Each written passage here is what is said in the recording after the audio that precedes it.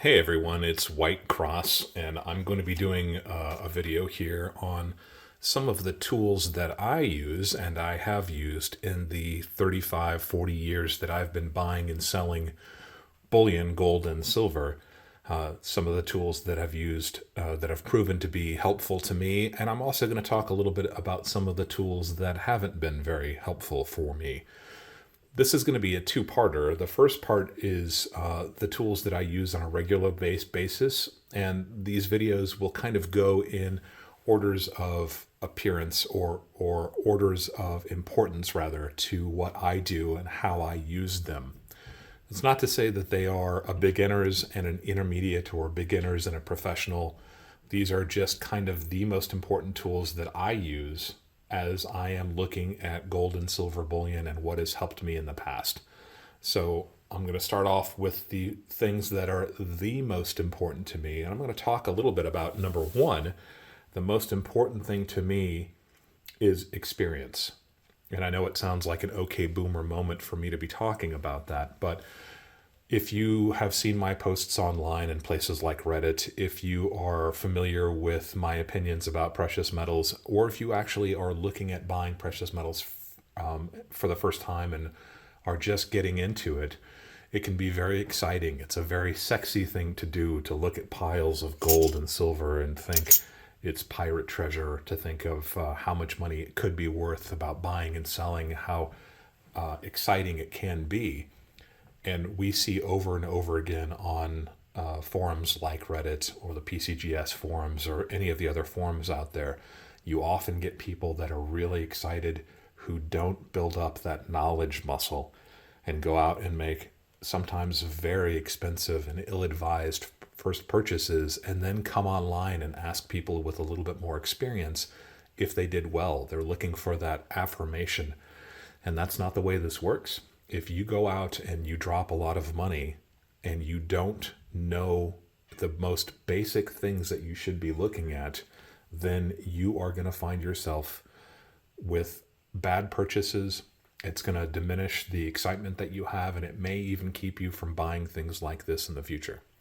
So that is the most important skill that you can have. The most important tool that you can have as you get deeper into buying and selling precious metals is building up that knowledge.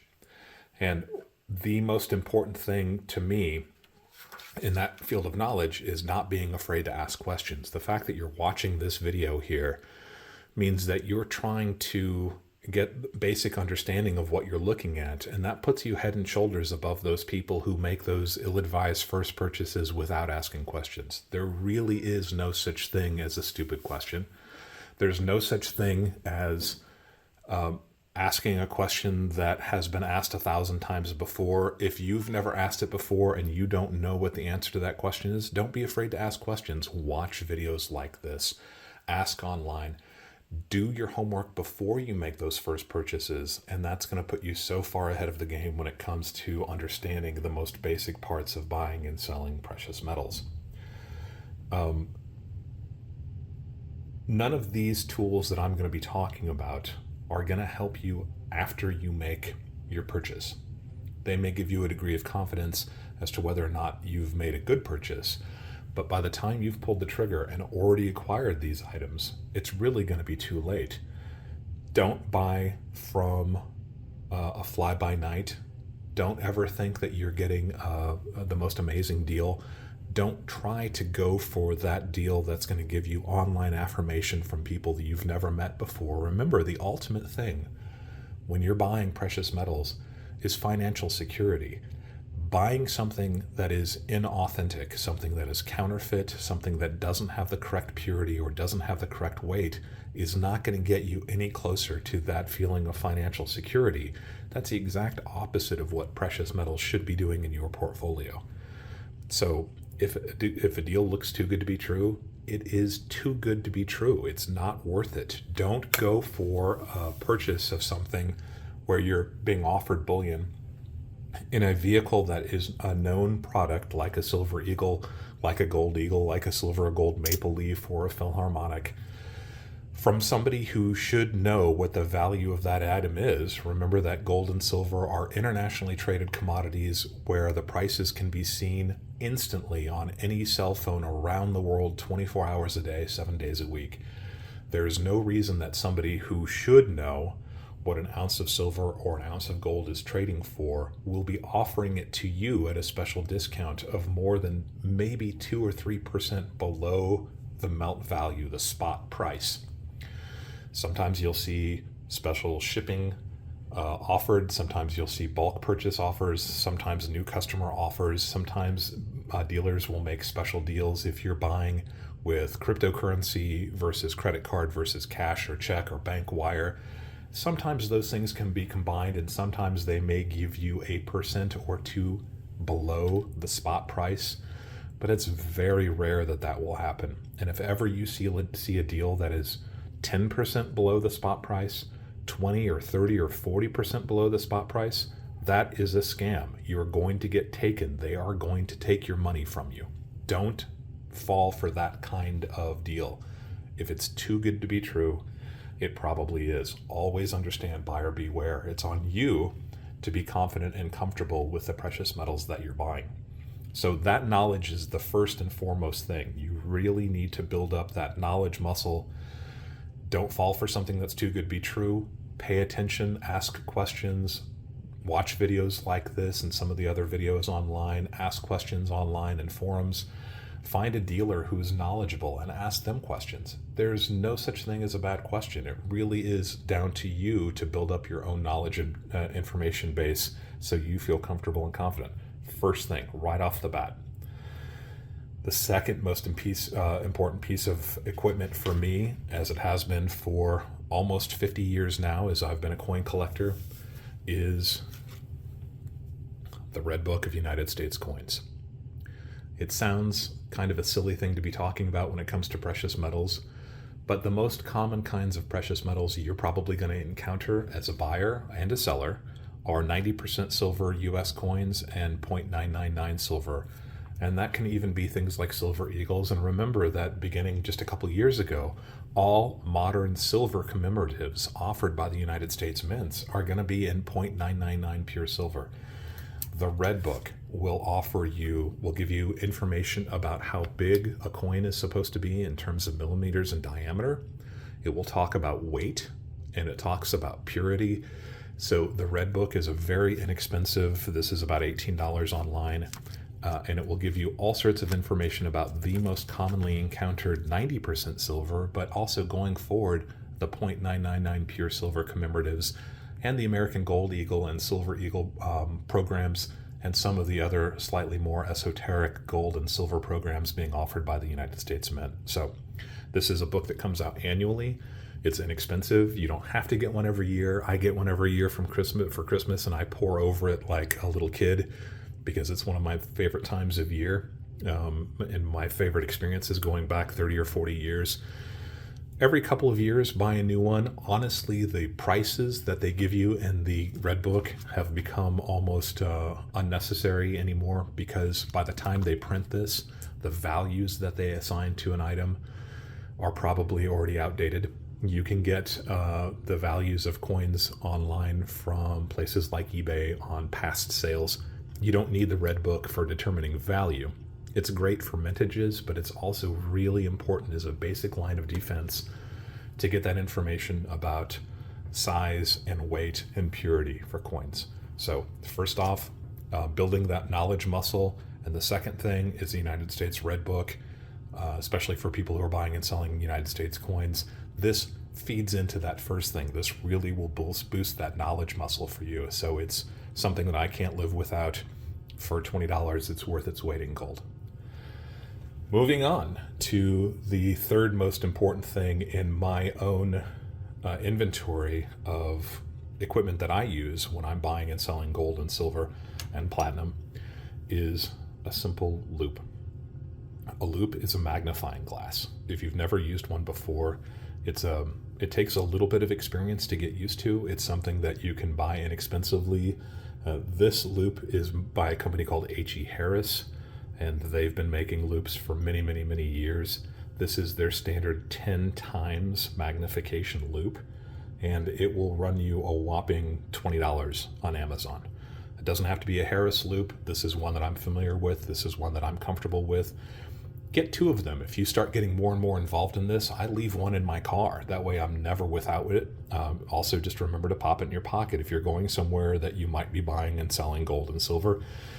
It's an inexpensive item that will help you look very carefully at things and determine whether or not something looks a little bit suspicious. It's an inexpensive, full safe. It doesn't require batteries. It's always going to be with you if you buy 1 or 2. Keep it in your pocket, keep it in the glove box of your car, keep it on your desk with you. They make higher powered loops. This is an example of a Harris 16 times loop. And I got this when I was getting a little bit maybe too big for my britches, and I thought, well, 10 time is good. A 16 power loop will really be good. And that turned out not to be the case for me, at least. The 16 power was a little bit too strong. It actually gave me a headache trying to use it. You start finding details that you don't need, and it makes you second guess your own knowledge. So honestly, I think that a 10 times loop is probably as powerful as you need to go. Again, you can buy it online for $15 or $20.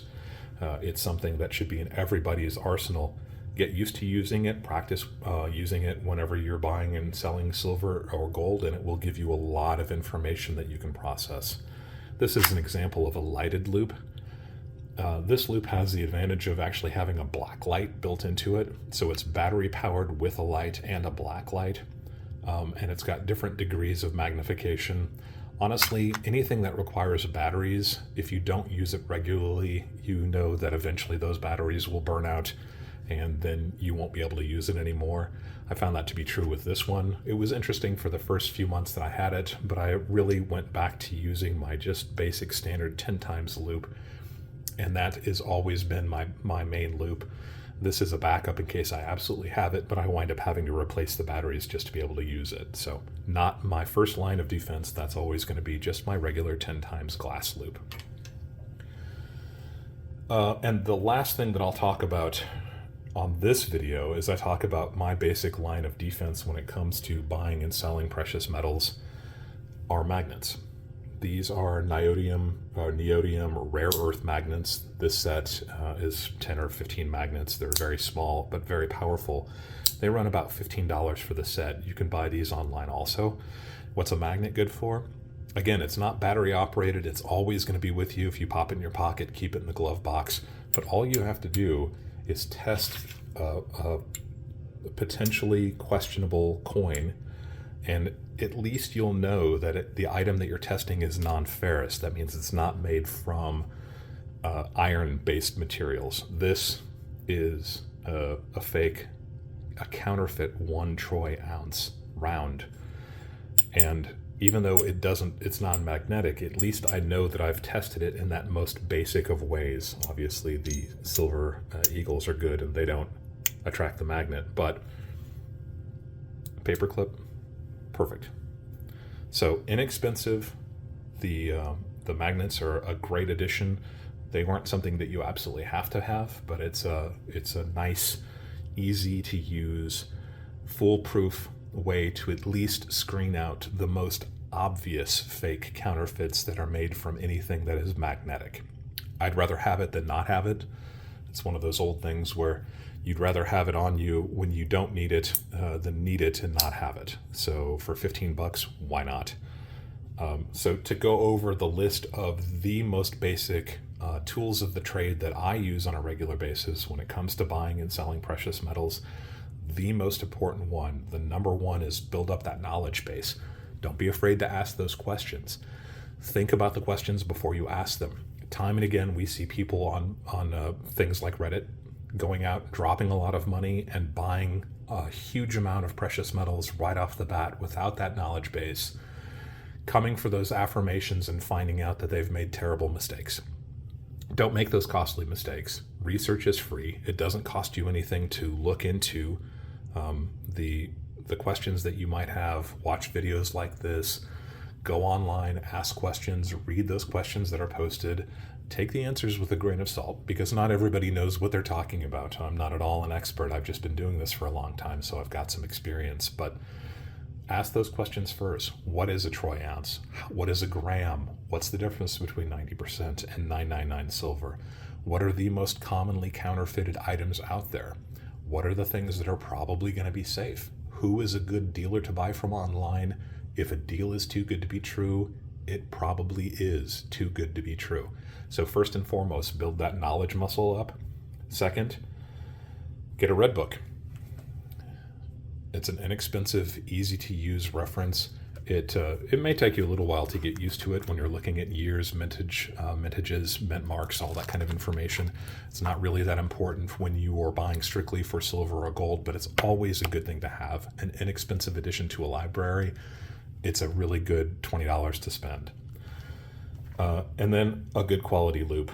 And you can buy loops that run $200, $300, $400, really good high-grade professional jeweler's loops. I don't really think that's necessary. A simple 10-power loop made by a reputable company will last you decades. And it will always be there. And it's not battery operated. And it just takes a second. And your dealer will have a loop in their hand. So you should have a loop in your hand. Always have that piece of equipment with you. And then finally, think about getting some rare earth magnets. It's an inexpensive, foolproof way to check and see if at least something that is an obvious fake is going to attract a magnet. It's not going to tell you with 100% accuracy whether or not what you have there is a counterfeit, but every little bit of information that helps you make an informed decision is going to help you in the long run. So build that knowledge base, get a red book, get an inexpensive, good quality loop, and maybe a set of magnets. That's my first line of defense for buying and selling precious metals. Be sure to look at part 2 if you found this first video helpful. We'll go into some of the more intricate methods of testing and checking things, and that will include things like the Sigma tester, digital pocket scales, and even things like digital calipers. Once again, if you found this video useful, I encourage you to like and subscribe to the channel. That will give us an idea of if we should continue to be making these videos. If you have any comments or suggestions, by all means, leave them down below. If you have any suggestions that you would like to see for future videos, please put those in the comment section as well, and we'll respond to those as we can. Once again, thank you for allowing us to be a part of your journey as you go deeper into investing in precious metals.